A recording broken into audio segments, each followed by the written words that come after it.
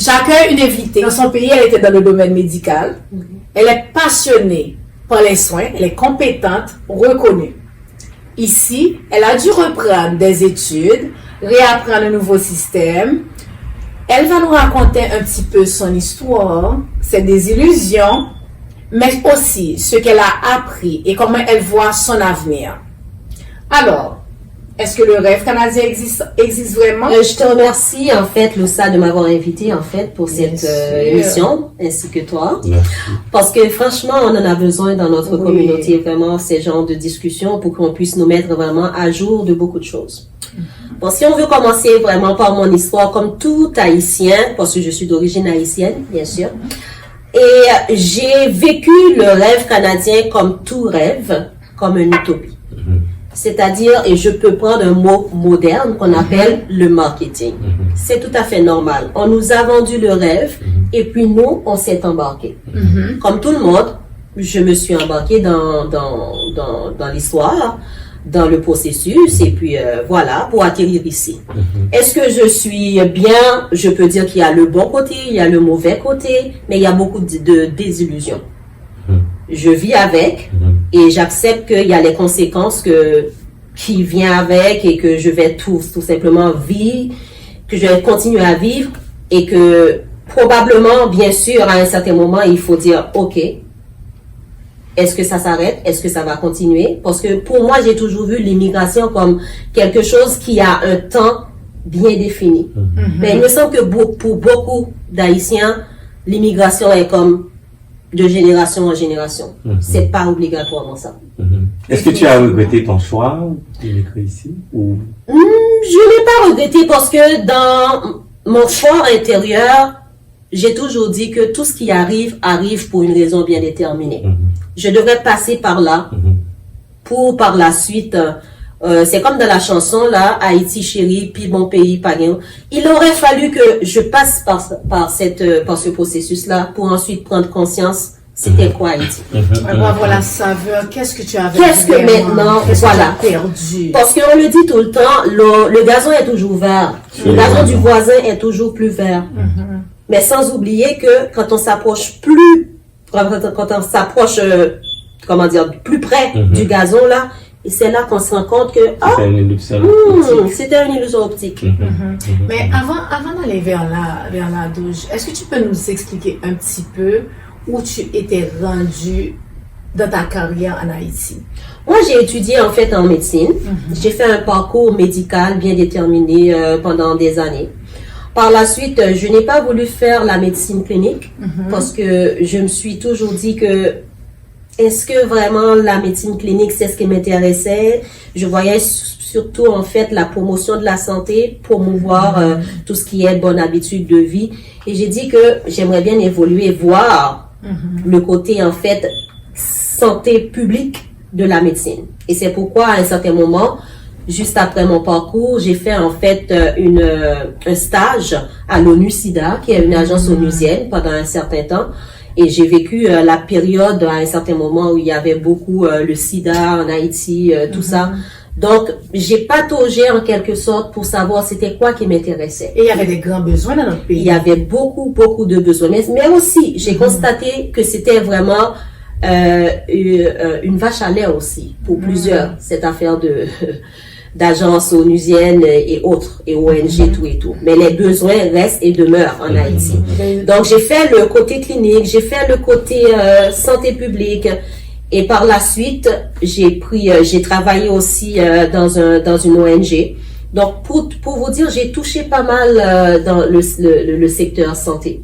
Pour ensuite immigrer ici quelques années plus tard. Est-ce que tu t'es senti, lorsque tu es arrivé au Canada, est-ce que ça a été facile pour toi de t'intégrer ou tu t'es senti freiné ou discriminé dans ton domaine, puisque le domaine de la santé au Canada, c'est assez difficile et contingenté. Comment, expliquez-nous un petit peu comment ça a été? Je vais vous dire franchement, quand je suis venue au Canada, franchement, c'était pas pour rester.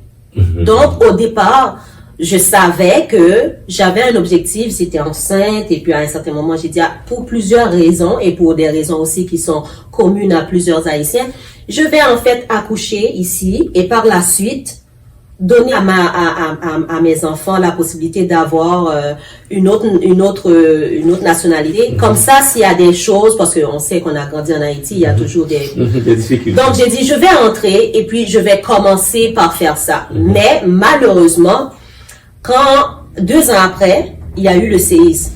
Donc, il a fallu à un certain moment faire un choix. Mais entre-temps, entre ma grossesse, mon accouchement, j'ai intégré l'Université de Montréal parce que l'une des choses, c'est que avec mon parcours, je pouvais faire n'importe quoi. Donc, j'ai dit, OK, je vais juste parfaire ma connaissance, faire une maîtrise ou quoi que ce soit. Comme ça, quand je vais retourner en Haïti, j'aurai assez de bagages pour pouvoir continuer à travailler normalement dans n'importe quel secteur. Et bien sûr, c'est là que mon illusion va commencer. Mes illusions vont commencer. Parce que quand j'ai eu en fait le séisme, donc j'ai dit ok, je peux plus retourner à la maison, je peux plus retourner en Haïti, je dois changer mes plans. Et puis plus de maison en Haïti, mes parents, mon père décédé, ma mère est comme tout seul, donc je dois tout changer. Et puis à ce moment-là, j'ai dû rencontrer quelqu'un et puis qui me dit oh, malheureusement, tu as fait un parcours, tu as commencé en fait un programme de 2e cycle ici, mais ça va pas te servir à grand chose. J'ai dit, ah, pourquoi? Au moins parce que je suis quand même rentrée ici en tant que travailleur qualifié. J'avais bien dit au gouvernement, voilà mon parcours, tout et tout. Et on disait que j'étais vraiment quelqu'un de potentiel, quelqu'un avec vraiment qu'on recherche. Tes compétences allaient être tout ça. Tout ça. Ok, oui, au contraire. Aussi, on a touché ce point-là. Quand on parlait de la préqualification pour les personnes qui sont entrées sur le programme du C de travailleurs qualifiés, on fait entre guillemets une préqualification. On te motive à venir apporter, tu sais, tes acquis, tes connaissances dans ton pays d'accueil. Et puis maintenant, tu arrives. Et voici, c'est accompli. Voici la vraie histoire. Exactement.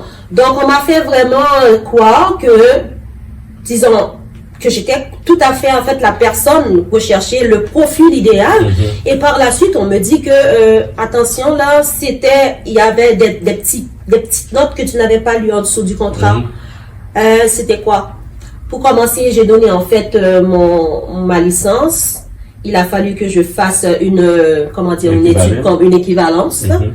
Et bien, qui disait très bien que cette équivalence est exactement le même parcours que j'aurais suivi ici. Donc, c'est normal. Le bac, là, est équivalent. Le bac que j'ai eu en santé, là, le parcours, c'est l'équivalence. Attends un peu, Dojé. Juste pour que les gens puissent saisir ce que tu es en train de me dire, là. Tu as demandé de faire une équivalence. Quand tu as eu le résultat de l'équivalence, tu étais exactement au même niveau, les mêmes crédits, les mêmes cours dans le domaine de la santé. Exactement. Et en dépit de tout ça, ça n'a servi à rien. Non. Parce que il y a dans le système de santé ici, le gouvernement est comme un intermédiaire. Parce qu'il y a le système de santé, il y a l'ordre des médecins. C'est comme s'il y a deux entités qui travaillent dans un même but, mais qui n'ont pas les mêmes pouvoirs, qui n'ont pas les mêmes objectifs aussi. Oui, encore, juste pour que les téléspectateurs puissent se rappeler l'épisode d'avant sur Zatra. Will et moi, on a touché l'immigration et là, c'était un point qu'on avait soulevé. Où les décideurs d'entreprise ont leurs critères d'admissibilité interne. Ils soumettent, entre guillemets, un quota au gouvernement. Le gouvernement prend ce quota et va, entre guillemets, dans les pays qui ont une forte demande d'immigration et basé sur un nombre spécifique vont acquérir des talents, mais sans pour autant analyser les besoins internes de l'entreprise. Et c'est eux qui ont le bâton dans les mains, c'est eux qui ont l'argent pour t'embaucher, c'est eux qui vont te payer. Et puis là, tu viens avec une préqualification et maintenant, quand il faut que tu ailles sur le marché du travail, là, ça marche pas. T'es plus qualifié. Exactement. Oh, désillusion. Désillusion totale, parce qu'à un certain moment, on me dit que oui, l'équivalence exactement considère que c'est un parcours normal que vous avez suivi et qui est conforme. C'est le premier cycle de médecine ici. Par contre, l'ordre des médecins, voilà ce que l'ordre des médecins requiert pour travailler en tant que médecin ici. il faut commencer par faire ça, il faut commencer par faire ça, puis il faut commencer. Ce qu'on t'avait pas dit. À un certain moment, mais non, on était, moi personnellement, et je suis pas la seule. Non. On était vraiment une cohorte à faire le choix à un certain moment d'immigrer, disons, d'avoir l'intention vraiment d'immigrer au Canada. Parce qu'on savait que tes compétences, équivalences, ça allait être pareil. Doji, tu m'excuseras, parce que toi, tu es l'experte dans ton domaine. Je veux juste m'assurer, parce qu'on n'a pas le même parcours, toi et moi. Selon ce que tu me dis là, est-ce que, sous toute réserve, on n'aurait pas pu faire une mise à niveau, parce que je ne parle pas en termes de donner des soins dans la médecine, parce que je le dis encore, c'est pas mon domaine, mais j'essaie de comprendre pour les personnes comme moi et Will qui ne sont pas dans le domaine médical. Quelqu'un aussi qualifié que toi, qui a fait des études, qui a déjà passé par le stage, qui pratiquait au jour le jour, est-ce qu'il n'y aurait pas pu avoir une sorte de mise à niveau qu'on aurait pu faire justement pour te permettre d'acquérir, tu sais, la connaissance du milieu, la connaissance des nouveaux. Qu'est-ce qui aurait pu être fait sans pour autant laisser les personnes comme ta cohorte désœuvrées pour ne pas savoir quoi faire, et puis là on te demande de recommencer à zéro. C'est comme si toutes les qualifications que tu as ils sont assez intelligents pour te faire comprendre qu'ils ne te demandent pas de recommencer à zéro.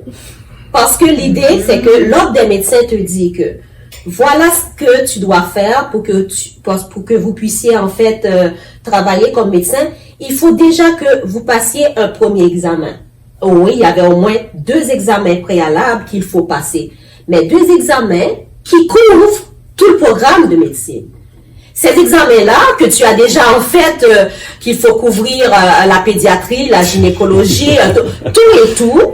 Mais excuse-moi, ça nécessite à ce que je repasse tous ces éléments-là. C'est comme commencer à zéro, mais en bon français. En bon français. Voilà. Ici, on parle de théorique. On ne parle même pas de bien niveau sûr, pratique. c'est pas le côté pratique. Exactement, parce que côté pratique, je suis sûre qu'ils auraient au moins gardé plus de 50%. Bien sûr. Parce que tu es dans ta pratique, tu as déjà étudié pendant 7 ans, c'est 7 ans d'études, oui, si je me trompe. Oui. Tu as eu 7 ans d'études, tu as aussi 3 ans, je pense, de stage, si ma mémoire est bonne. C'est presque la moitié, en fait.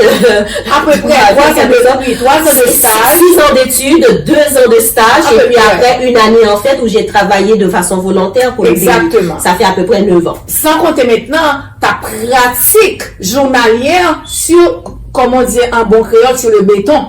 C'est-à-dire que maintenant, tu t'en viens avec ce bagage intellectuel de connaissances, de pratique. Et d'expérience. D'expérience, bien sûr. Et puis là, au lieu de faire une mise à niveau, c'est-à-dire que, est-ce qu'il n'y aurait pas des mises à niveau qui auraient pu être faites? Au lieu que tu prennes des personnes, tu leur dis, écoute, il y a un examen de théorique, des choses que tu as étudiées pendant belle lurette, au lieu de te dire, écoute, dans telle chose spécifique, voici les acquis qu'on a besoin. Voici avec tu sais pas quel appareil que vous allez travailler. On sait que vous ne l'aviez pas, ou bien c'était pas up to date, c'était pas à jour, mais maintenant vous avez besoin de passer intensif, 1 an, 6 mois, et puis on va vous faire le hands-on dessus. Tu comprends? C'est ça que j'essaie de comprendre. Est-ce que c'était pas faisable selon toi? Ben, c'est faisable. Okay. C'est faisable pour tout. Donc, pour tout système, en fait, cohérent, ce serait faisable. Mais c'est pas ce qui est fait. C'est pas ce qu'on vous propose. On vous propose déjà de prendre un moment, et ceci, c'est vraiment la folie, parce que des gens qui veulent continuer à vivre là, c'est difficile de pouvoir agencer famille, parce que tu es venu ici avec la famille, tu es venu avec l'idée d'être logé, mais tu dois continuer à travailler en quelque sorte. Et si tu es seul, comme était mon cas, à un certain moment, excuse-moi, ton enfant, tu fais quoi de ça? Eh bien, tu vas les nourrir. Et maintenant, parallèlement, tu dois continuer à te former. Et former dans quel objectif, là, c'est que tu peux passer cet examen. Moi, je connais des confrères, des consoeurs qui se sont donnés cœur et âme pour préparer ces examens-là depuis 15 ans et qu'il n'a jamais encore eu. Il n'a jamais eu. Depuis 15 ans. Mais oui, parce qu'il suffit que tu ne passes pas. Le pire, c'est que tu dois payer aussi. Exactement. Et chaque année, comment dire, les frais augmentent pour passer ces examens. Parce qu'ils savent que l'immigré, normalement, ils ne pourront pas. Il y en a d'autres qui se sont donné encore plus de chances pour pouvoir passer ces examens. Ils ont pris des cours, payé des personnes pour pouvoir leur donner vraiment les justes, les réponses à des choses, tu vois, pour être prêts de façon à ce que quand l'examen va se faire là, que je sois, OK, parmi... Et là encore, c'est le parcours des combattants. Maintenant, une fois que tu es passé l'examen, mettons que tu es réussi les deux théoriques là, maintenant il reste l'examen pratique. Et dans l'examen pratique là, ils vont faire appel, pas à tout le monde. Ils vont faire appel à quelques-uns. Je comprends pas. Si tu as passé l'examen, ils vont faire appel à quelques-uns. Ils vont te passer en fait pour commencer un entrevue, sélection, tout et tout là, et tu auras la possibilité de faire la partie en fait de stage. Et quand vous aurez passé la partie de stage, excusez-moi, ils vont choisir où passer le stage. Maintenant que tu travailles à Montréal, tu penses que ok, je vais avoir un stage à Montréal. Non, les stages qui sont à Montréal, c'est pour les personnes privilégiées. Toi, on va t'envoyer au Québec, dans des endroits vraiment où tu dois laisser pendant un certain temps ta famille et autres. Ce qui est impossible. Oui. Et puis, il y a deux parcours. Il y a le parcours si tu es déjà un spécialiste. Il y a le parcours si tu es un omnipraticien. Donc, moi, personnellement, à un certain moment, j'ai dit... Ça décourage. J'aurais dû savoir... Dès le départ. Dès le départ, je pense de façon consciente, je serais capable de faire un meilleur choix. Mais c'est parce qu'on t'avait dit. Mais non. On ne te dit pas ça. On dit quoi? On vous dit voilà, il y a le travail, il y a le comment dire, le processus là. Vous venez en tant que travailleur qualifié, mais travailleur qualifié, c'est pas seulement en santé, il y en a plusieurs d'autres. Donc, on va pas te dire, tu es travailleur qualifié en santé. Eh bien, voilà ce que ça prend. Non. On te met dans une forme de généralité. Mais oui, tu es travailleur qualifié, selon ton parcours maintenant, tu vas nous envoyer en fait les documents qu'il faut. Eh bien, ok, selon votre parcours, voilà ce qu'on vous demande pour être préqualifié. Ah mon Dieu, vous êtes vraiment le profil qu'on cherche. Oui, mais c'est quoi l'objectif? C'est pour que je puisse travailler en tant que ce profil-là ou bien quoi? Ou bien la main-d'œuvre? Mais sachant ce que tu sais maintenant, Douge, avec tout ce qui t'est passé de bon, de mauvais, est-ce que si tu aurais à refaire la même expérience, tu le referais? Non, je ne le ferai pas. Non. Ah, ça c'est fort. Non. Tu ne le referais pas? Non, j'aurais probablement en fait... comment dire, je m'aurais mieux renseigné. Peut-être, parce que probablement, le parcours se fait différemment que ce soit au Québec ou le reste du Canada ou aux États-Unis. Donc, j'ai eu beaucoup d'amis qui se sont penchés vers les États-Unis parce que c'est une autre façon de faire, c'est un autre système. Il y en a d'autres qui se sont dit, ok, mais on va aller du côté en fait de l'Ontario parce que à ce qu'il paraît, c'est légèrement en fait, c'est pas les mêmes ordres, c'est moins de contraintes. Alors tu veux dire que dans le domaine où tu es, quelqu'un qui fait le choix d'aller aux États-Unis, c'est pas le même processus. Quelqu'un qui fait le choix d'aller à l'Ontario, c'est pas le même processus. Ce que tu me parles là, c'est spécifique au Québec. Oui, spécifiquement au Québec, là, tu as moins de chances de pouvoir évoluer dans ce que tu faisais avant, là. Okay. Parce que comme j'ai dit, là, les agents ou bien les éléments de chaque système, là, ont chacun leur façon de penser. L'ordre des médecins ont leur façon de penser, le gouvernement aussi.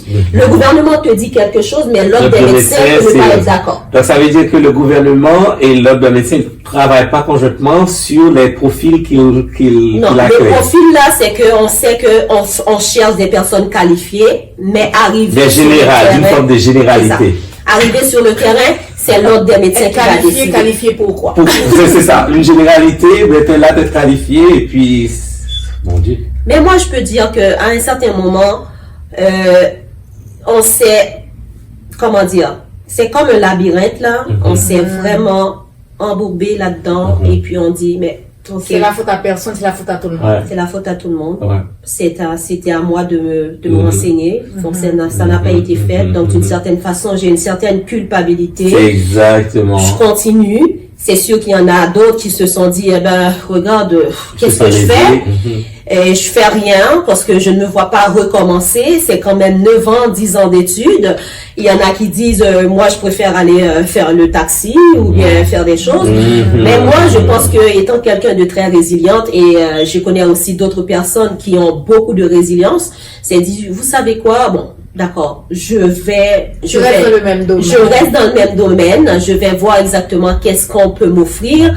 Et donc là, à un certain moment, on me dit, heureusement, avec ton parcours, vous avez la possibilité de faire n'importe quoi, c'est-à-dire de recommencer toujours à l'université, mais on vous conseille de recommencer dans le premier cycle.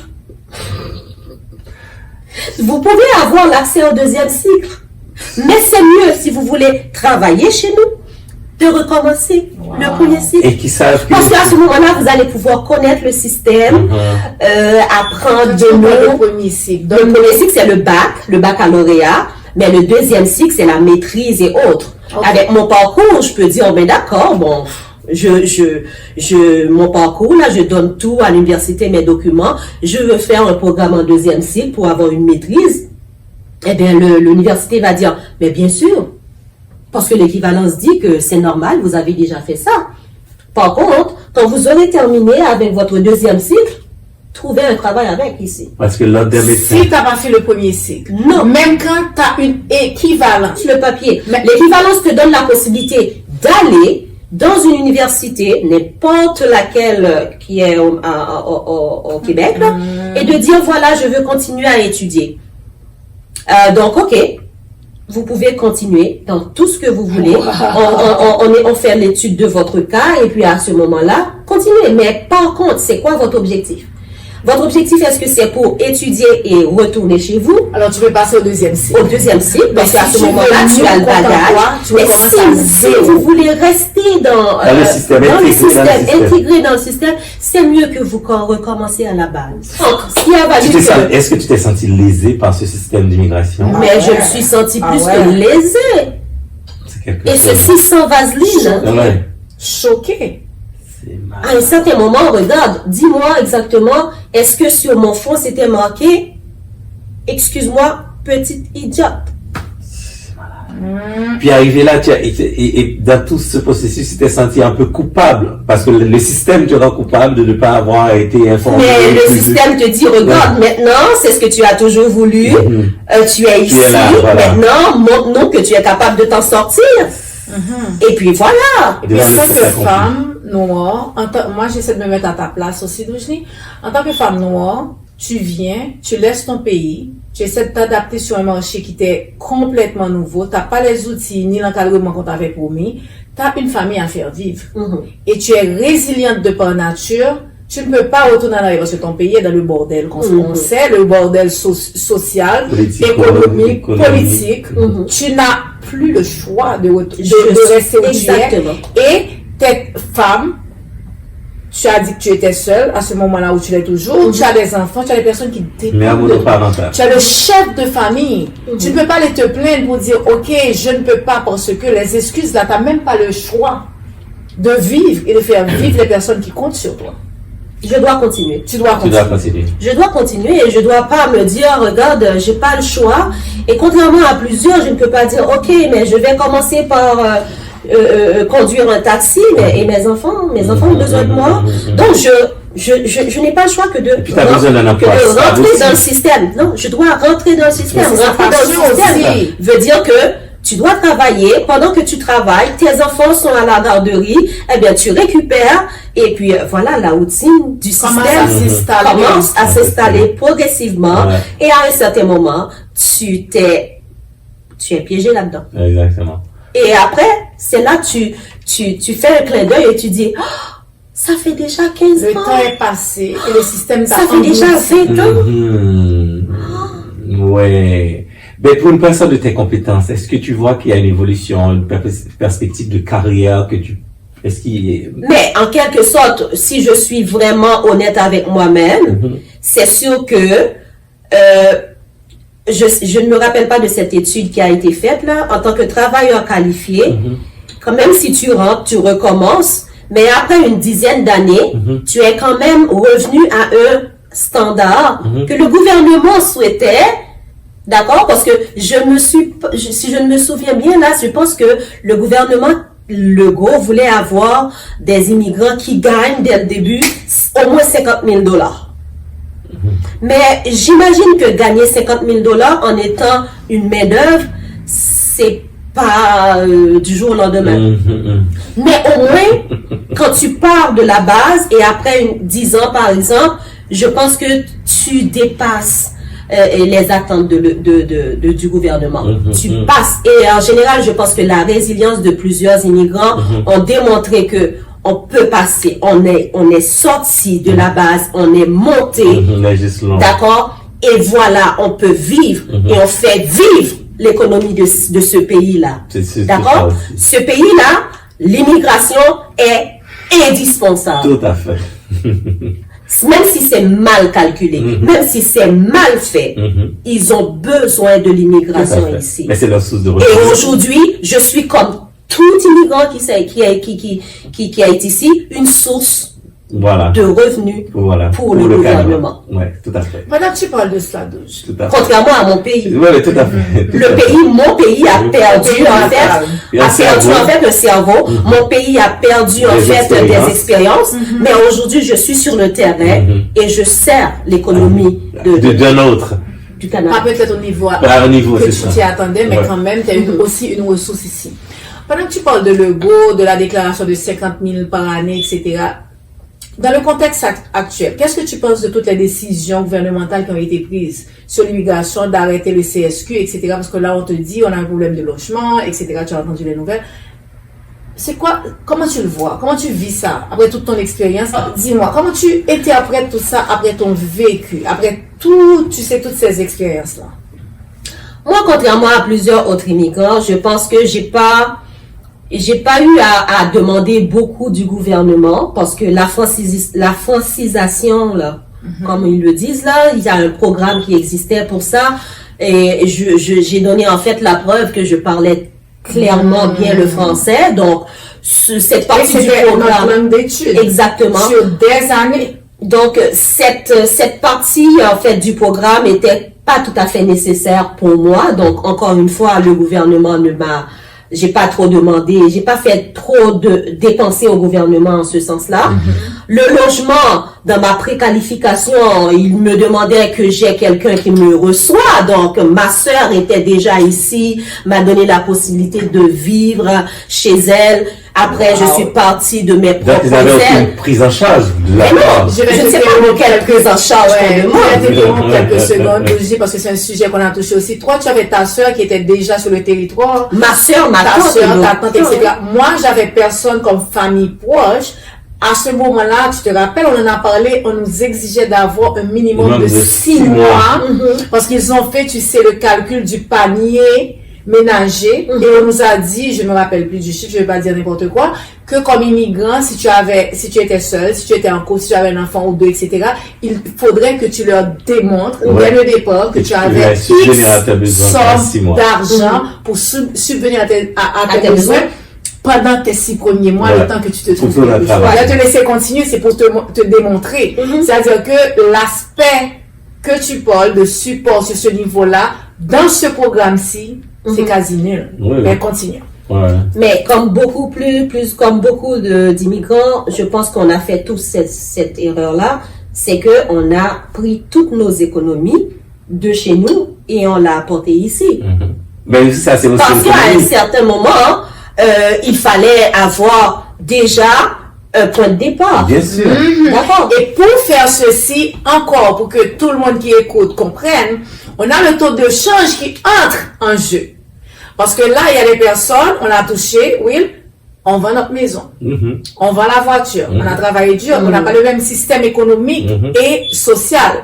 Pour avoir une maison en Haïti, tu achètes ton terrain cash, tu construis ta maison, tu n'as pas un prêt. 89% d'Haïtiens ne prennent pas un prêt à la banque pour construire leur maison. Ta maison se construit sur des générations. Sur des années. C'est-à-dire que c'est tout cet investissement-là. Un beau jour, tu décides de laisser ton pays pour cause politique, pour cause d'insécurité, pour cause sociale. On a parlé d'une main cachée qu'on ne va pas soulever maintenant ici. Maintenant, tu vends tout ça. Tu prends cet argent, taux de change appliqué, et tu viens ici dans un autre pays. Voilà. Et tu Recommences t'installes. Ouais, tu t'installes. Déjà, économiquement, tu viens renflouer le coffre de l'État. Parce Mais que bien tu vas sûr. subvenir à tes besoins pendant les 6 premiers mois avant que tu trouves un Mais travail. c'est la perte que tu es en train de faire, Will. Mais Tu c'est vends ta ça. maison. Mais c'est ça. Parce que, ok, le concept, c'est que tu le vends, tu l'échanges ici auto-canadien. Voilà. Ouais. Mais c'est ça, l'économie. Il y a une perte à la C'est base. ça, l'immigration. Non, définitivement. Ouais. Sans même savoir ce qui t'attend sur le territoire, tu es prêt. Tu es prêt, tu le fais, tu te dis, ok, voici, bon, je déménage, j'immigre. Tu sais, tu vends tout ce que tu avais, tu as une perte monétaire directe dès que tu vas sur le taux de change. Direct. C'est quelque Mais chose. tu pars déjà en déficit. Un déficit. C'est ça. Sans même savoir si le rêve qu'on t'a vendu est réel ou non. Sans même le savoir. Ouais. Et puis arriver devant le fait accompli sur le terrain, puis Qu'est-ce que tu voilà, veux faire? T'as plus de et puis maison, voilà, t'as plus de t'as plus de maison, voiture, tu peux plus retrouver les T'as arrières. rien, t'as coupé plein de liens. Si tu as des enfants qui étaient déjà grands, tes enfants ont perdu leurs amis, leurs habitudes de vie. Quasiment un crime, peut-être, on dirait. Mais c'est pour revenir Social, vraiment, c'est pour revenir économique, vraiment au point d'immigration. qu'aujourd'hui, on nous dit que voilà les différentes décisions que le gouvernement veut appliquer à l'immigration aujourd'hui. Et je trouve que c'est... D'une extrême absurdité. Non, mais c'est incroyable. Ouais. C'est incroyable.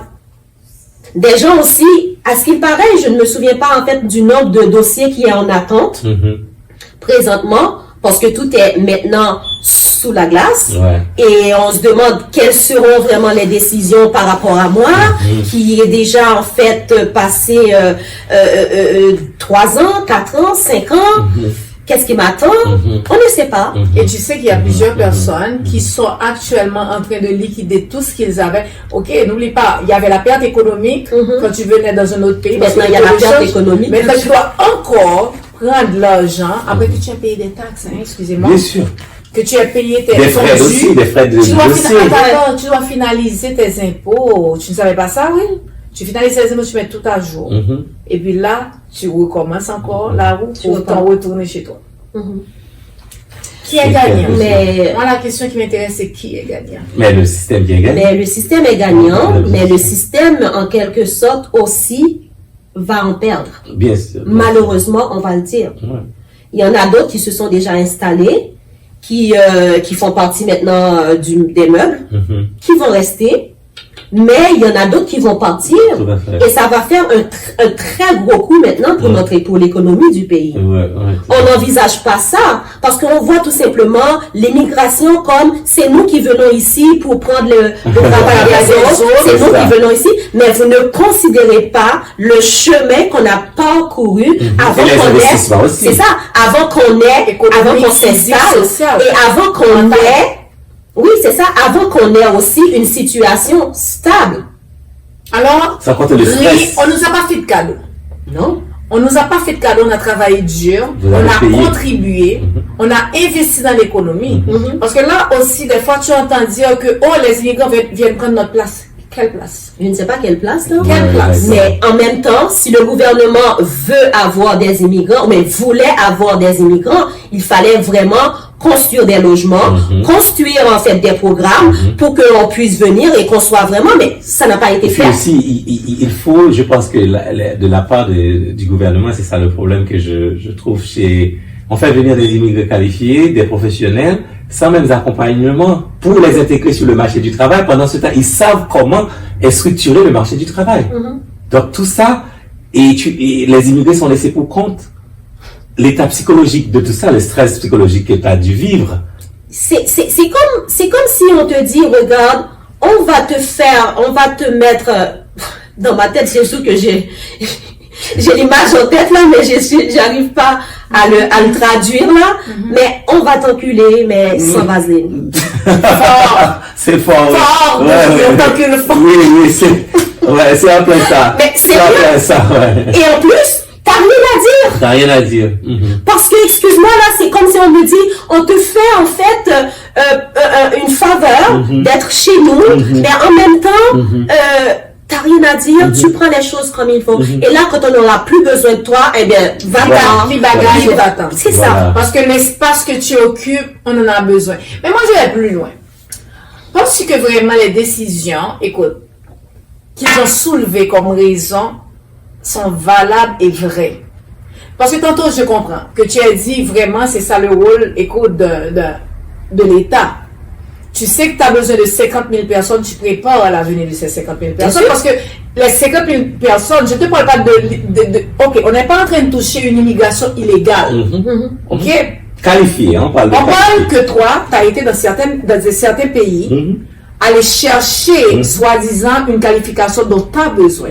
Sauf tu savais le nombre que tu vas acquérir. Disons que dans ton plan gouvernemental, tu voulais 300 000, 30 000 personnes. Tu t'attends à recevoir 30 000 personnes. Maintenant, tu me reviens avec des personnes qualifiées, que maintenant, tu n'as plus de logement, tu n'as plus de A, B, C, D, et ton certificat de sélection du Québec, le CSQ, tu l'arrêtes, ou bien les personnes qui l'ont déjà, oups, c'est vrai que vous avez été qualifiés, mais maintenant, on ne peut plus vous recevoir. Non, mais on arrête le processus là.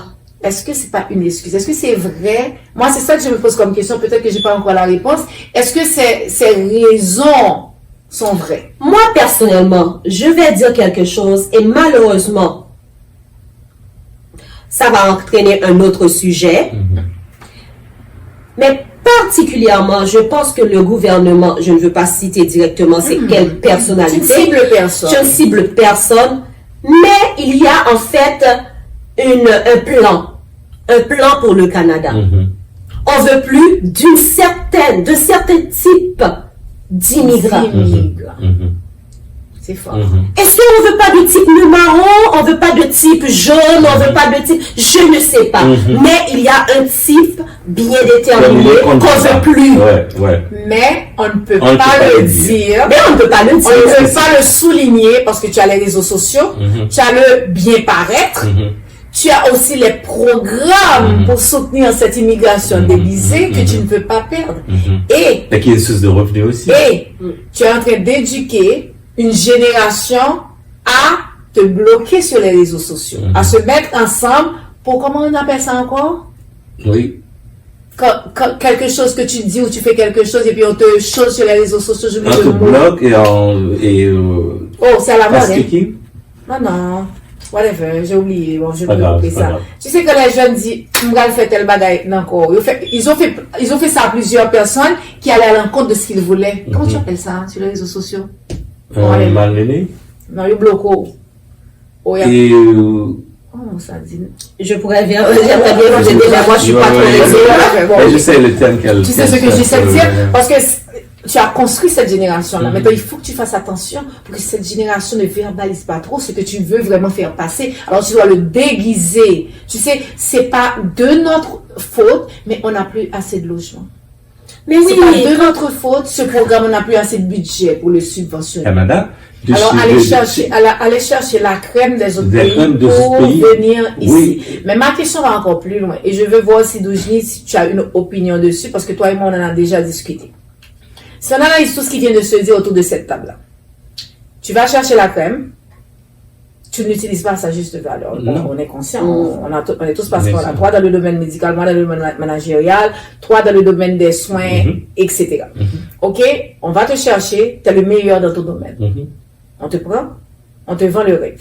Tu viens ici, tu recommences soit à zéro, ou bien tu es assez intelligent et résilient pour te diversifier, pour pouvoir survivre économiquement. Tu n'es pas utilisé à ta juste valeur. Mais pour moi, le plus important, c'est que ton pays natal a perdu une crème qui aurait pu donner des services incroyables, majeurs. Oui. Est-ce que c'est pas vraiment ça, tu sais, l'objectif? Mais l'objectif, c'est qu'il y a une chose dans la politique. Il faut comprendre. Dis-moi, sincèrement. La domination, c'est quoi? La domination, c'est te mettre toi-même en capacité et de me contrecarrer, d'être un opposant à moi.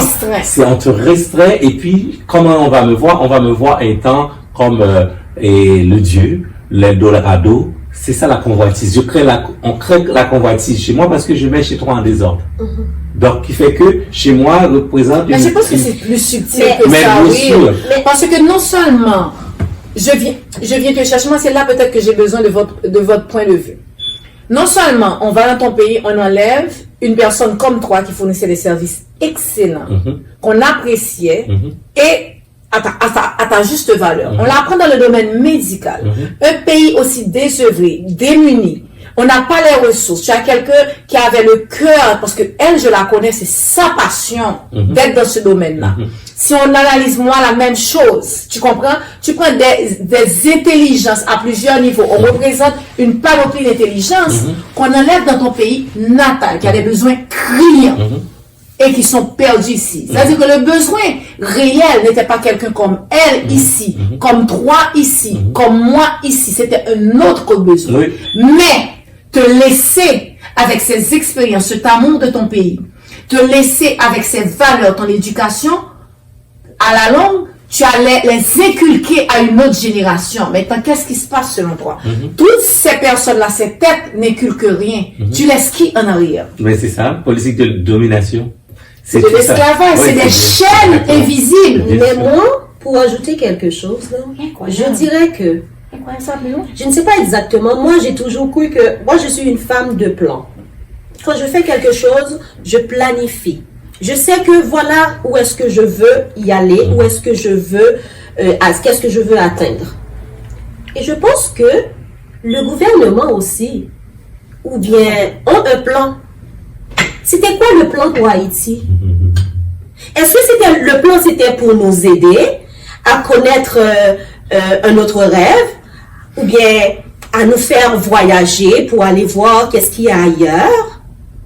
Ou bien le plan, c'était tout simplement de nous aider à laisser chez nous, mais sur une autre base, mais de façon moins, comment dire, Sous la table. ouais, Pas sur la table. vous comprenez, de façon à ce que la chose c'est ça. que tu n'es même pas capable de jongler avec, mais sous la table. C'est Mais- exactement ce qu'ils font. En d'autres termes, eux, c'est quoi le plan qu'ils ont pour Haïti?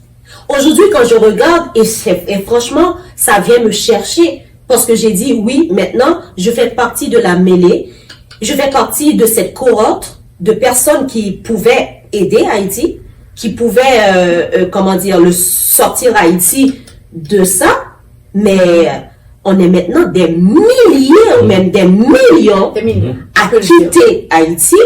Et qu'est-ce qui reste maintenant d'Haïti? Quand on regarde maintenant ce qui se passe, on se dit, était-ce le plan?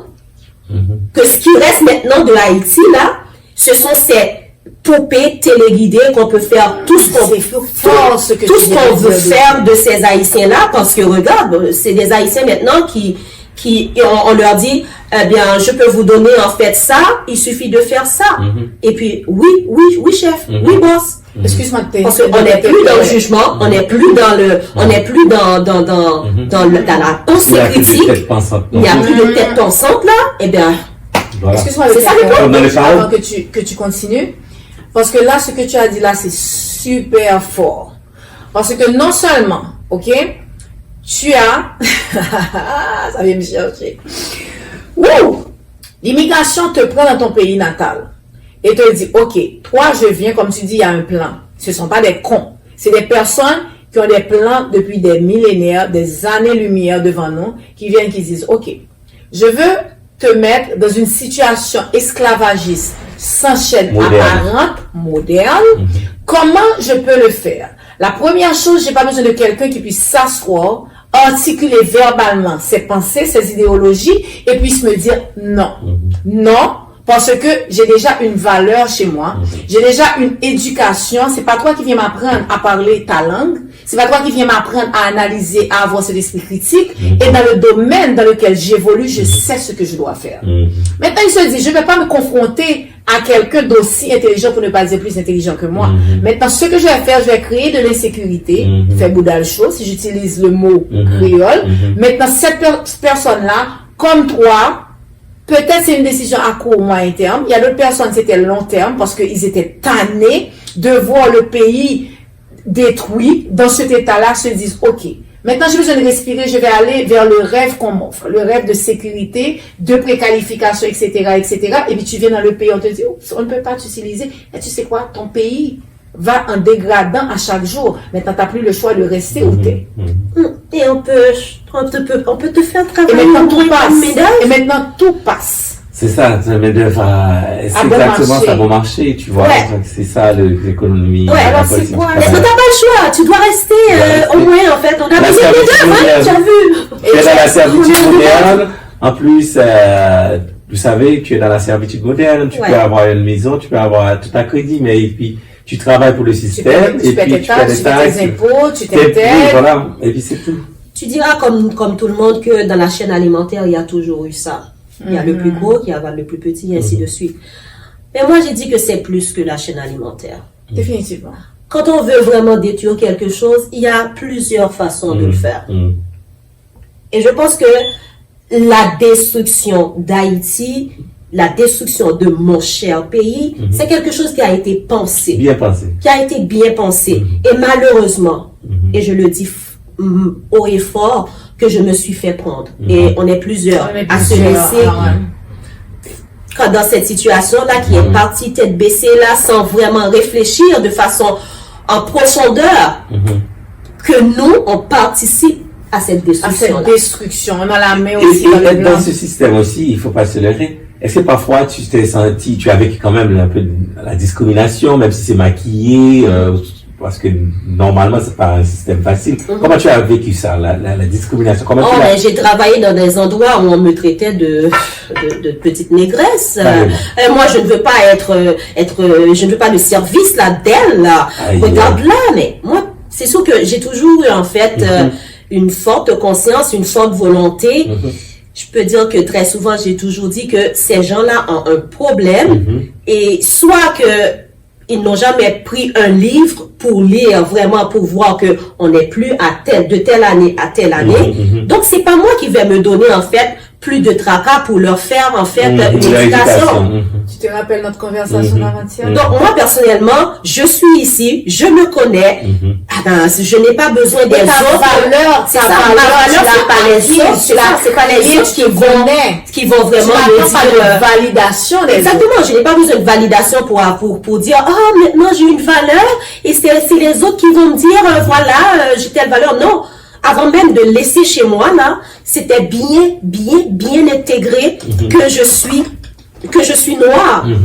Que je suis une femme noire Et fière de l'être. Et donc, fière de l'être. de aujourd'hui jusqu'à siècle 2040 ou 50 que je suis une négresse, eh bien, je vais vous dire La réalité, exactement. le soleil existe. Ma peau est noire et puis je suis noire.